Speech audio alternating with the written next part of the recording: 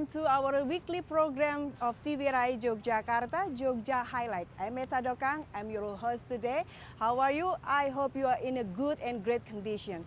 Don't forget to do some workout to your health, or you can take your family, your friends to go to the tourist object, or just watching us, TVRI Yogyakarta, because I will give you information around Yogyakarta. I'm Meta Dokang and this is Jogja Highlight.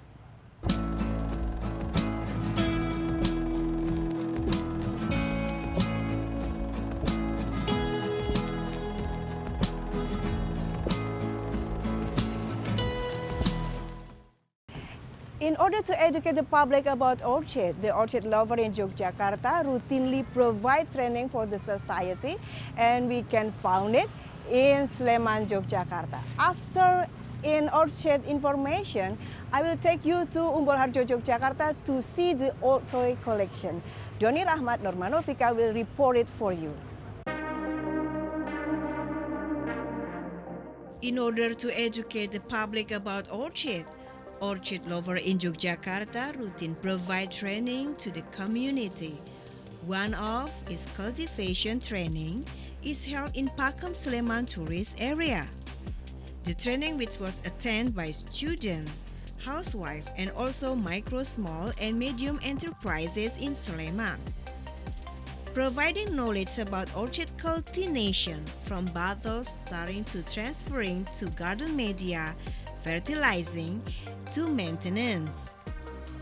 Besides being able to provide inner satisfaction, cultivating orchid can also provide additional income for activists, because currently public interest in orchid is increasing quite significantly.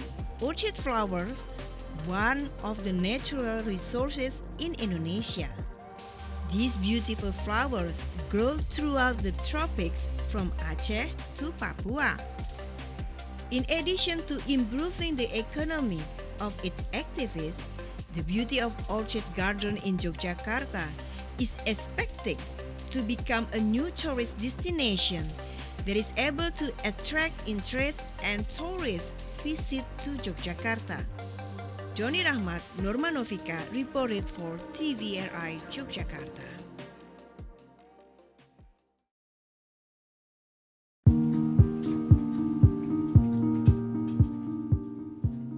If you miss the old toys, there is nothing wrong with stopping by the Old Toy Collector Gallery located on Balirejo Street 1, Mujamuju, Harjo, Yogyakarta City.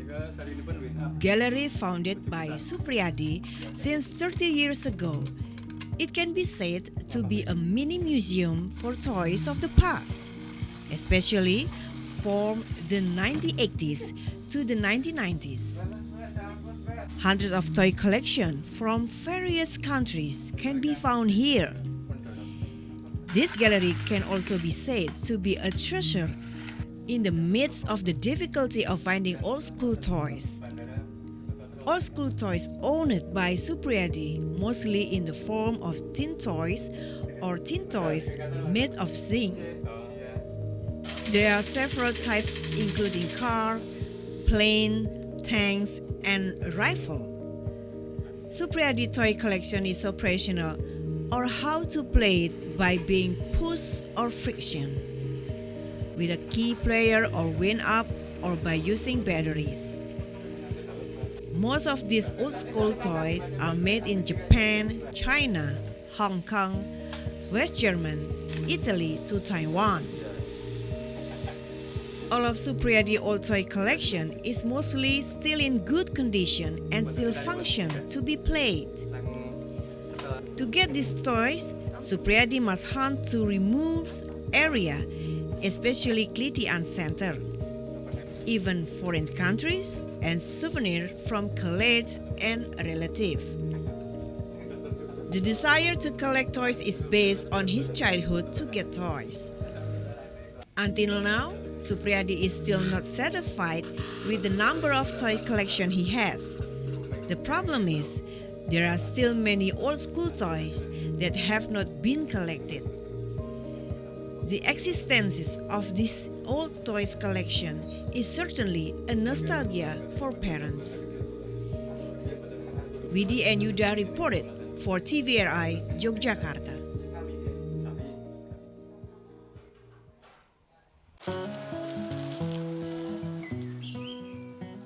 The demand for typical cassava-based Javanese snack during the raining season has increased significantly.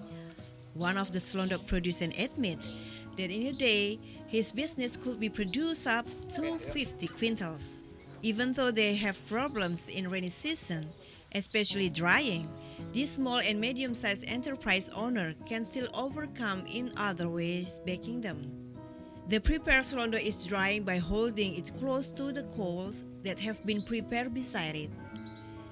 In order to speed up the production, some traditional tools replaced by modern touch. For currently marketing, using a reseller system with direct cash payment where it's sold faster to various souvenir centers, both domestic and foreign. Doni Rahmat, Nurmanovika reported for TVRI Yogyakarta.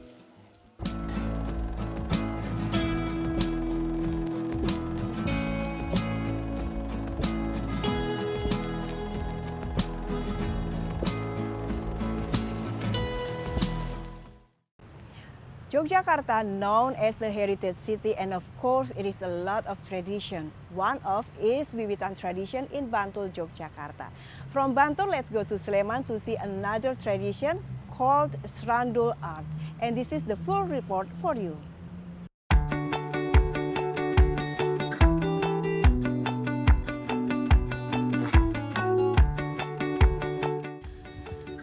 For the Javanese people, planting rice is not just a farming activity, but becomes a cultural tradition. As held by residents of Baturatno Bantul District Special Region of Yogyakarta, this is the Wiwitan tradition. This tradition is a traditional ritual of the Javanese people before harvesting rice. Before Wiwitan is held, the farmers have prepared the ritual equipment offering, ranging from banana sanggan, chicken ingkung, sego wiwit, savory rice, vegetable, market snacks, fruits, and so on. Everything has its own meaning.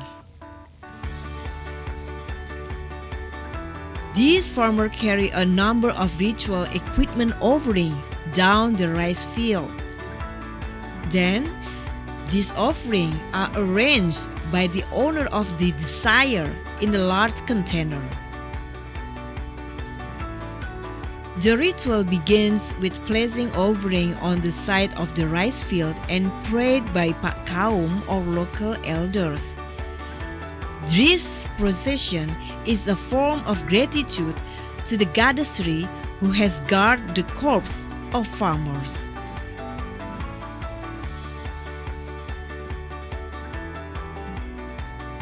Next, the farmer will perform Kenduri ritual in general. This ritual, as manifestation of gratitude to God Almighty for the rice harvest that will be received by the owner of the hajat. The residents do Kembul Bujono or eat together before starting the rice harvest. Residents who follow this Wiwitan procession will be distributed sego wiwit, which contain complete wiwit rice along the side dishes. At the end of this procession, followed by cutting a number of rice that has been prayed by local elders, the rice that is cut is a symbol of the best rice selected as seeds for the next planting period. This procession teaches us that in the world of agriculture, the beginning of selecting God's seeds helps determine good final results.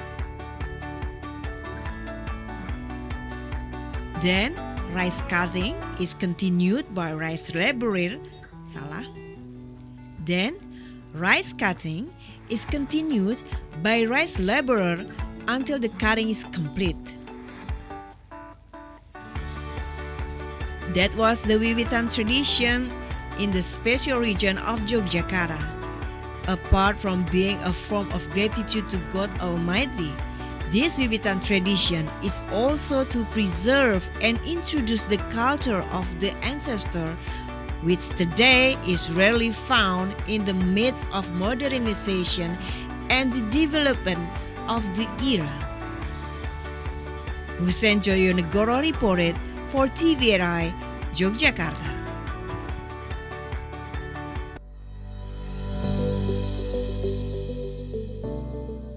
Written batik cloth is one of the many works produced by batik craftsmen and is well known by the people of Indonesia and the world. In some areas, we often find batik craft centers that have their own characteristics, both in color and motif. One of the places in Yogyakarta that has batik with its own characteristics and still maintains its traditions is the Gulurejo Batik Village, which is located in Lendah, Kulon Progo. There are hundreds of people, especially women, who work to process batik cloth. Some of these people became leaders and some also work as laborers. The development of batik art in Gulurejo has been growing after the 26th earthquake. Many social organizations or NGOs have high concern. Currently, Mount Rejo has turned into a famous batik village. Umbul Haryanto, one of the residents who initiated the development of batik, said that before this place, there were many batik craftsmen residents who worked as batik laborers in Yogyakarta. At the time, many residents, especially women, worked in Yogyakarta, Bantul, or Yogyakarta city areas. Then, he got the idea that the workforce in this place doesn't have to go outside the region. After that, he started making batik crafts. The workforce came from Gulurejo residents themselves. Over time, the number of batik craftsmen is increasing. Previously, there were only 4 craftsmen, but now there are dozens of craftsmen in this area. Even though times have progressed, batik making in this place is still based on ancestral traditions. How to make batik is also done in a traditional way. Living in this world is a form of struggle that is strongly believed by women in Gulurejo village, Lendah, Kulon Progo. Mothers who live in this area are passionate about working and preserving the previous cultural heritage in the form of batik. The wages generated are not the main goal, but the most important thing is done by the mothers or artisans is one of the efforts to preserve ancestral heritage and cultural heritage, namely batik.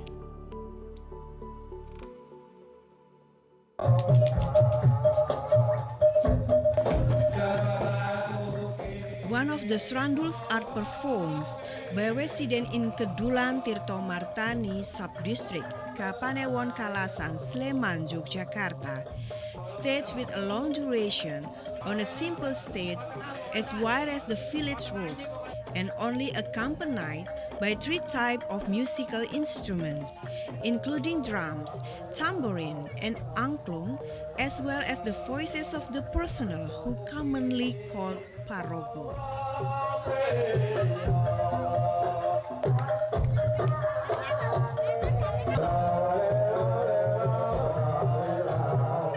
Starting the performance when appearing on stage, Strandul players will usually dance first before entering the dialogue according to the theme presented.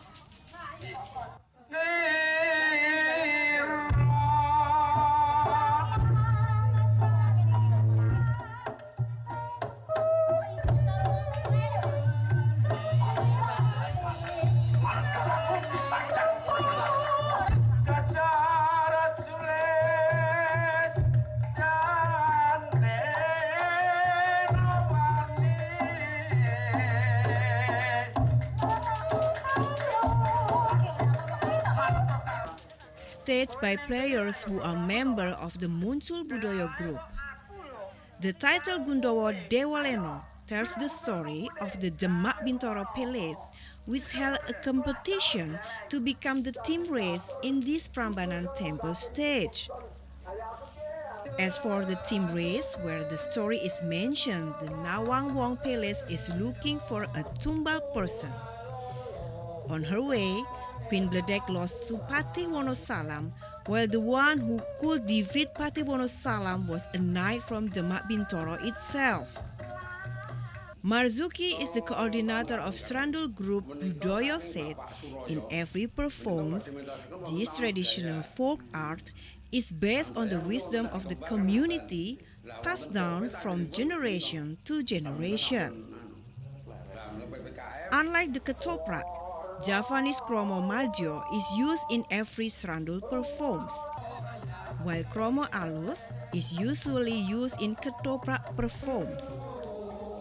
The costume or cloth worn will be adjusted to the respective characters played by each player. Muhammad Ridwan reported for TVRI Yogyakarta.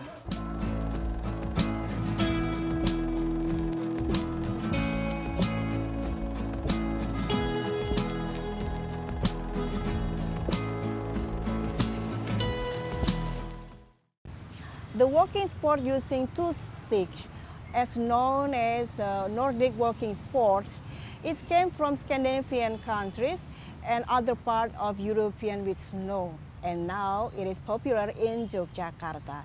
Before sport news, let's go to see the beautiful landscape from Yogyakarta.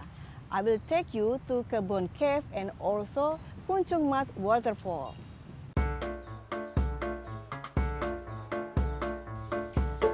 Kebon Cave is a natural waterfall that comes from water sources in this area. This flowing water then falls into the rocks and heads to the waterfall or small cave at the bottom. Because this place is under the plantation owned by residents, this place is named Goa Kebon. Even though this waterfall has existed since ancient times, Kebon Cave was only opened as a tourist spot in 2016, which is managed by residents together with the youth organization. Tourists who are going to this place are not difficult because there are signs. If tourists pass from Yogyakarta to Purworejo before the pencil monument, enter the village road and follow the existing signboard. Before heading to this place, tourists can feel the fresh air. What are the characteristics of the Kebon Caves? What characterizes Kebon Cave is the existence of stalactite and stalagmite that has been formed hundreds of years ago. The existence of stalactites and stalagmites is also an added value for education for tourists. This place is also available various tourist facilities such as camping ground and flying fox. Don't worry, there are also food stalls available in this place. Not far from Kebon Cave, there is a tourist spot called a sugarcane plantation. The sugarcane flower named glaga is in bloom, so it can attract the attention of tourists. The sugarcane cultivated by the residents begins to bloom in March and dries up in June or May. Besides being able to see the beautiful flowers of sugarcane, tourists can also enjoy the fresh, beautiful atmosphere of this place. Tourists who will visit this place only need to pay for motorbike or car tickets. For those of you who visit Yogyakarta, don't forget to stop by this place.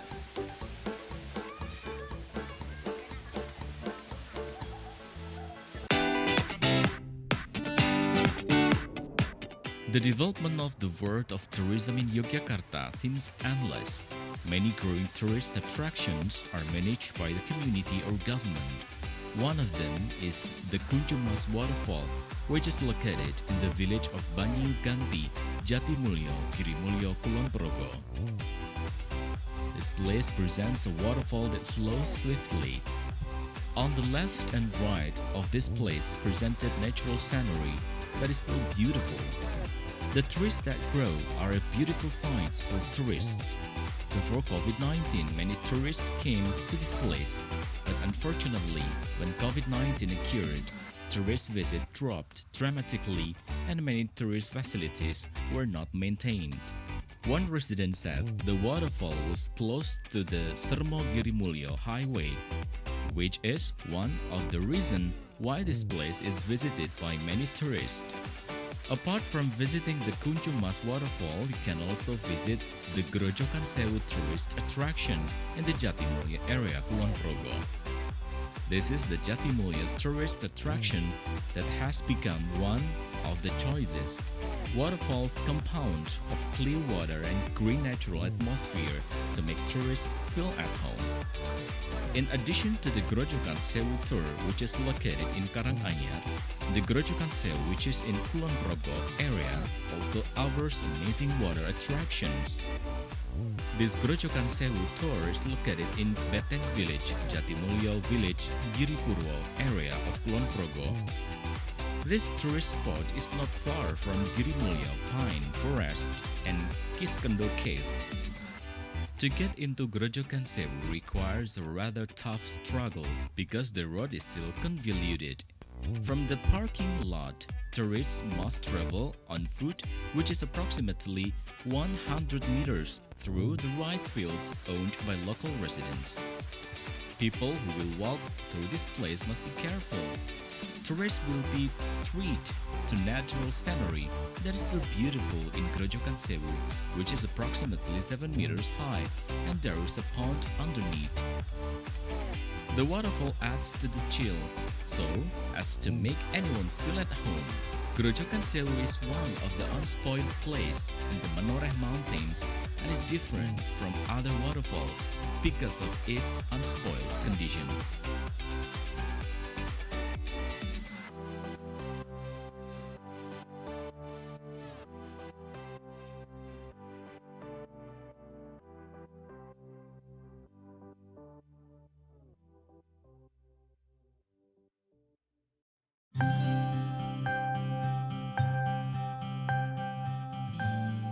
The sport of walking with addition of using two sticks, known as the Nordic walking sport, came from Scandinavian country and other part of Europe with snow.